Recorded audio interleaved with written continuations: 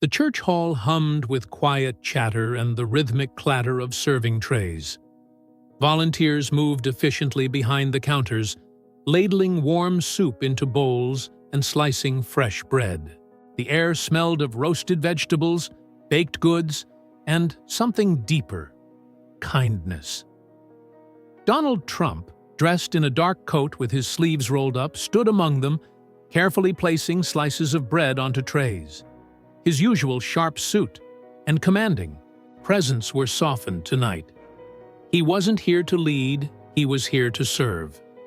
Some in the crowd whispered in hushed tones, stealing glances at him. Others simply accepted their meals with tired nods of gratitude. The room was filled with people from all walks of life, men and women who had fallen on hard times, families with nowhere else to turn, veterans who had given everything yet were left with nothing. Trump exchanged brief conversations as he handed out food. "Stay warm out there," he said to a man clutching his coat tighter around his frame. "Hope this helps." He nodded at a young mother balancing a tray while holding her toddler.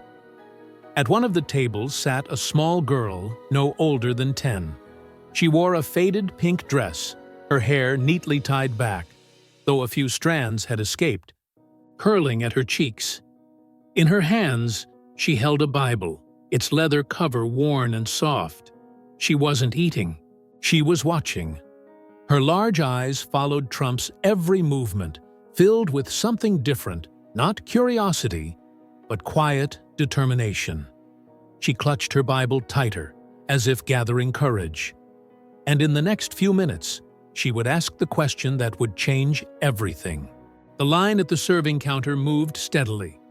Volunteers continued handing out meals, their warm smiles offering comfort beyond the food itself.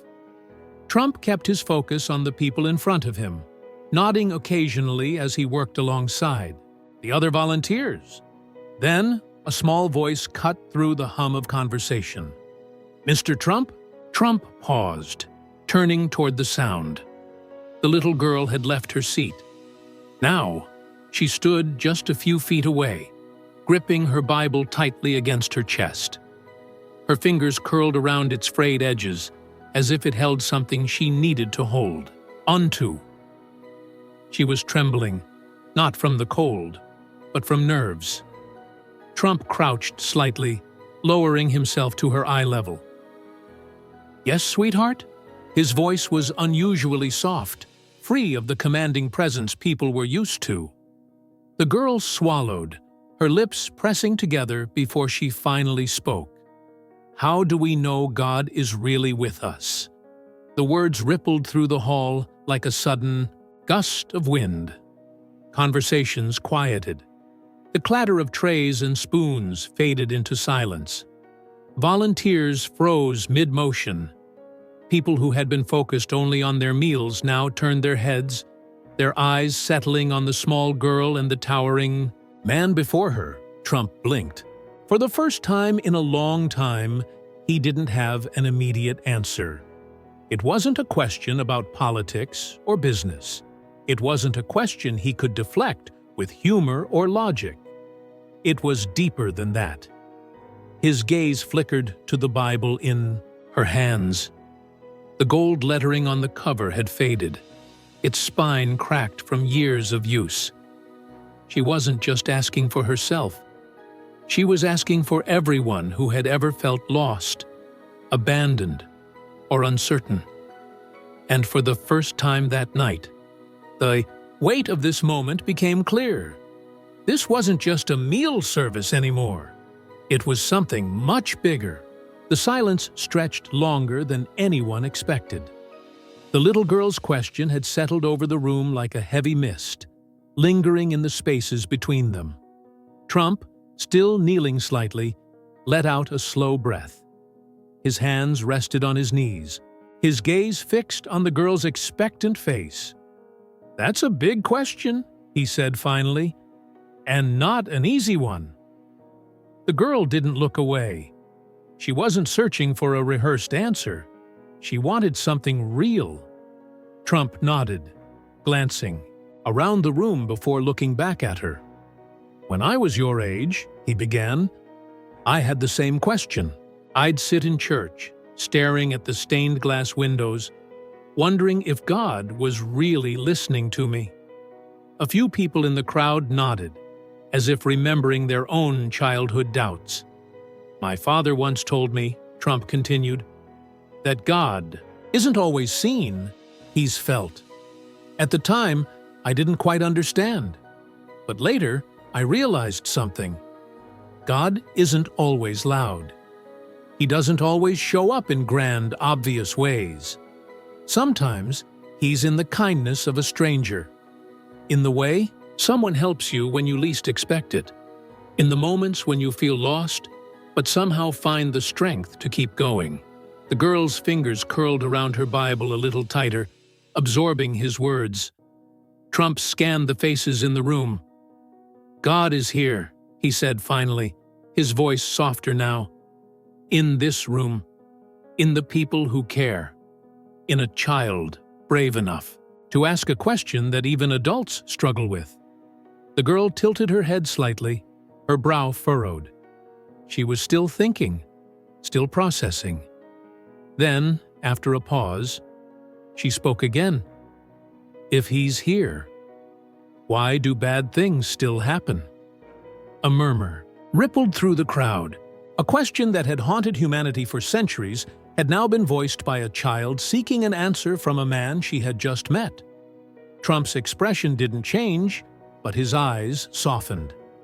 He had been expecting that, and he was ready to answer. The girl's words hung in the air, her innocent yet profound question silencing the entire room.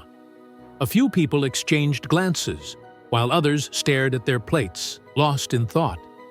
Trump remained quiet for a moment, his expression unreadable. He straightened slightly, exhaling through his nose before speaking. "I have asked myself that question more times than I can count," he admitted. "Why do good people suffer? Why does life feel unfair?" A few heads in the crowd nodded, their faces lined with quiet recognition. "I don't have all the answers," Trump continued, "but what I do know is this: faith isn't about everything making sense. It's about believing, even when you don't understand." The girl's grip on her Bible loosened slightly. The hardest moments in life often teach us the most. They make us stronger. They shape who we become. And sometimes, they remind us to be grateful for what we still have. Trump let his words settle before adding, "I lost my brother when I was young, and for a long time, I was angry. I didn't understand why someone so good, someone with so much to give, was taken too soon." A sharp silence followed. Few people had ever heard Trump speak about his brother this way. "But I learned something," he continued, his voice softer. "Now, his life, as short as it was, still had meaning. It shaped me. It taught me things I wouldn't have learned otherwise. And in a way, he's still with me." The girl blinked up at him, her lips parting slightly. Trump gave her a small nod. "We may not always understand why things happen the way they do," he said gently, "but that doesn't mean we're alone in them." The girl looked down at her Bible, running her small fingers over its worn cover. Then, slowly, she looked back up at Trump. Something in her expression had changed. Not full understanding, not certainty, but something close, something like hope. For a moment, no one spoke. The weight of Trump's words lingered in the air, settling into the hearts of those listening. Then, from the back of the room, a voice broke the silence. "I've asked that question too," an older man said, his voice carrying across the hall. He sat hunched over a bowl of soup, his weathered hands wrapped around the cup of coffee in front of him. "When I lost my wife, I thought God had forgotten me. I prayed, but it felt like no one was listening." A few heads turned toward him, some nodding in quiet understanding. But looking back, he continued. I see now that he was there, in my friends who stood by me, in the kindness of strangers, in the strength I found to keep going, even when I thought I couldn't. A woman, standing near the serving table, let out a small sigh. I've felt that too, she admitted. Raising my kids alone, I've spent so many nights wondering if I'm strong enough. But maybe I wasn't alone after all. The little girl listened closely, her fingers still clutching her Bible. A man near the front cleared his throat. My mother used to tell me that faith is like the stars. Just because you don't always see them doesn't mean they aren't there. A ripple of murmurs spread through the room. A few guests nodded. Some whispered quietly among themselves. The simple meal service had become something else entirely. Something deeper. Trump watched, his expression unreadable, yet something in his eyes had softened. This wasn't just about a question anymore. It was about something much bigger. Faith, hope, and the quiet ways in which they appeared, even in the darkest moments. The room no longer felt like a gathering of strangers. It was as if, for a brief moment, every person inside had been drawn together by an invisible thread, one woven from shared pain, quiet hope, and the courage to ask the hardest questions. Trump turned back to the little girl. Her eyes were still locked onto him, her Bible still held close. You asked a question that made all of us stop and think, he said, his voice steady but softer now. That takes courage. The girl gave a small, shy smile. Sometimes, the smallest. Voices ask the biggest questions, Trump continued. And in those questions, we find answers we didn't even know we were looking for. A quiet hush settled over the hall. People who had come in hungry had found something they hadn't expected, a renewed sense of faith, of hope, of the quiet ways in which they weren't alone. Trump straightened, scanning the faces before him. Then he looked back at the little girl. Hold on to that candle, he told her. Even when it flickers. The girl clutched her Bible tighter and whispered, I will. Final message to the audience. Sometimes, the bravest questions lead to the most unexpected answers. And in those answers, we find the pieces of ourselves we didn't know were missing. If this story touched your heart, take a moment to reflect on your own faith and share it with someone who might need it today.